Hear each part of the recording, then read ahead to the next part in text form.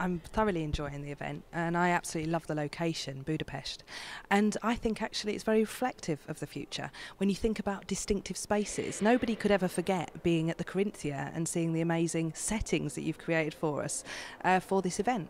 But also, it's been fantastic to be sharing information with Central and Eastern Europe, which is so important strategically when we think of the emerging economies and how we're going to all get out of these economically challenging times. So I very much enjoyed that. I was amazed straight after the education sessions how everybody went into the networks and those one-to-one appointments. And I think that's a very important point for the future, is for all meetings to really think about how do we facilitate interaction and how do we get people to get the most value out of meetings. So you can see lots of business exchange happening, which is a very positive thing.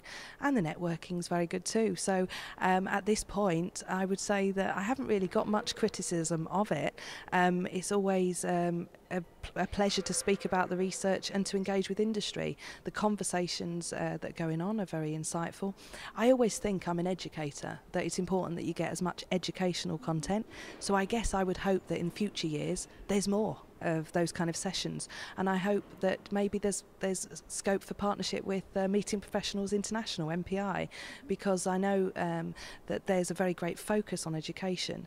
Our funding for this research has been sponsored by the MPI Foundation, and that's really trying to professionalise and support industry to address the challenges of the future. So I hope next time we see more of that, and maybe I'll come back. That's quite a big question. First of all, at the International Centre for Research in Events, Tourism and Hospitality at Leeds Metropolitan University, we've been conducting the research for Meeting Professionals International.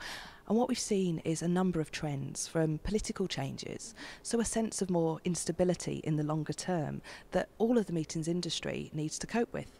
We need to think about the fears of our delegates and our clients, the insecurities we have around data, and understand what kind of credentials we need to have as professionals to reassure our clients that they're in safe hands. I think that's got to be one of the major learning points.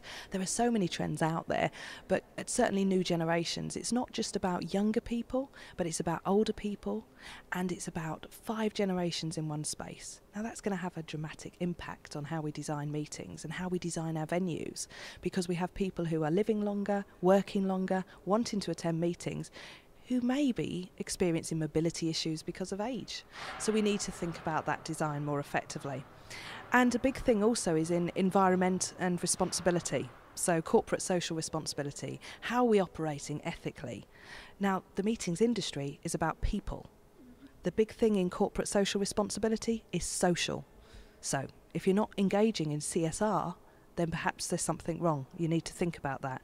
How are you going to make people feel good about what they're doing? Minimise the negative impact, enhance the positive impact. But from this conference, we've been able to give all of your attendees a free download of the white paper. And there's loads more research about the value of connection. And one of the big trends, I would say, is that when I asked in that room just then how many people were on Twitter, it was very small. That's a concern, because social networks are not a fad, they carry on in the future. We need to think about online connections as supporting these offline, real-life events.